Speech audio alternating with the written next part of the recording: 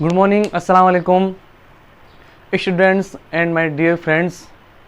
जैसा कि आपको पता है, वीडियो के थंबनेल में आपने देख लिया होगा कि एनसीईआरटी सिलेबस चेंज हुआ है या फिर रिड्यूस हुआ है। आइए उसके ऊपर चर्चा करते हैं। हेलो, मेरा नाम मोहम्मद इरफान, आप देख रहे हैं इरफान सर 79 यूट्यूब चैनल। आज की इस वीडियो में आपको बताने वाला हूँ एनसीईआरटी के अंदर क्या चेंजेस हुए हैं, क्या आपको नया कोर्स लेना पड़ेगा या फिर कुछ टॉपिक जो हटाए गए हैं वो क्या क्या हटाए गए हैं, उसके ऊपर चर्चा करते हैं। तो देखो, सबसे पहले मैं आपको बता दूं, एनसीईआरटी 10th क्लास की मैथ के ऊपर हम चर्चा करते हैं। एनसीईआरटी मैथ की 10th क्लास के ऊपर सबसे पहले हम देख सकते हैं ओल्ड एनसीईआरटी के जो बुक थी उसके अंदर 15 अध्याय थे, और अब जो न्यू एनसीईआरटी बुक आई है उसके अंदर 14 अध्याय हो चुके हैं। अब हमें ये देखना है कि कौन सा टॉपिक है जो हटाया गया है। तो यहाँ पर देखिए आप, अध्याय नंबर 11 जो रचनाएं वाला था, जिसके अंदर प्रकार स्केल की सहायता से हमें रचना करनी होती थी, उसको हटा दिया गया है। तो यहाँ पर एक टॉपिक आपका हटाया गया है, और साथ ही साथ जितने भी आपकी 10th क्लास के जो टॉपिक्स थे उनमें से भी आपके पॉइंट्स को हटाया गया है।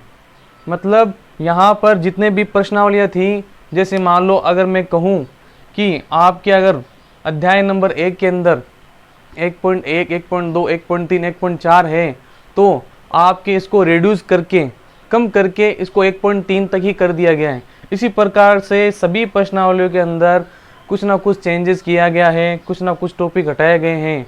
तो अब यह आप पे डिपेंड करता है कि आप अगर बुक पुराने वाले चलाते हो तो आपको सिलेबस साथ में रखना पड़ेगा कि क्या क्या पढ़ना है और क्या नहीं पढ़ना है।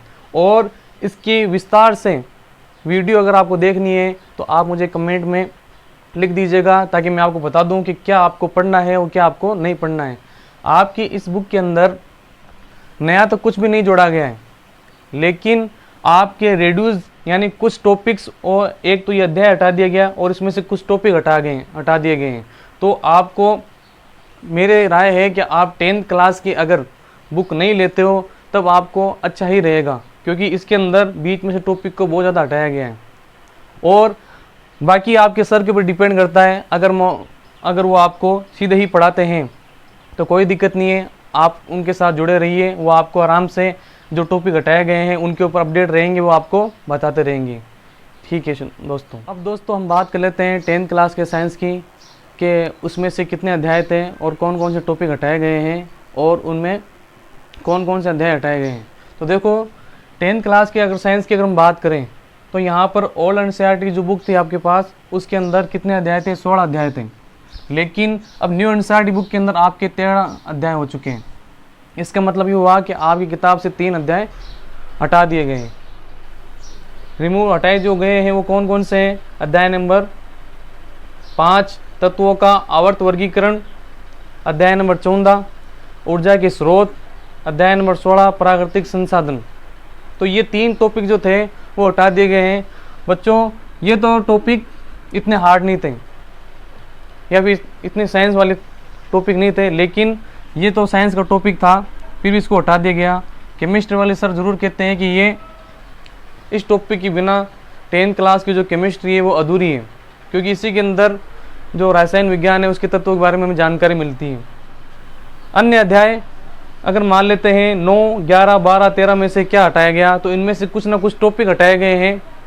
इस प्रकार से मैथ और साइंस के जो टॉपिक हटाए गए हैं वो आपके सामने हैं। और अगर विषयों के आपको चाहिए कि क्या क्या हटाया गया है, हमें समझ में नहीं आ रहा है, तो मैं आपके लिए वो भी वीडियो बना दूंगा, इसको देख लें।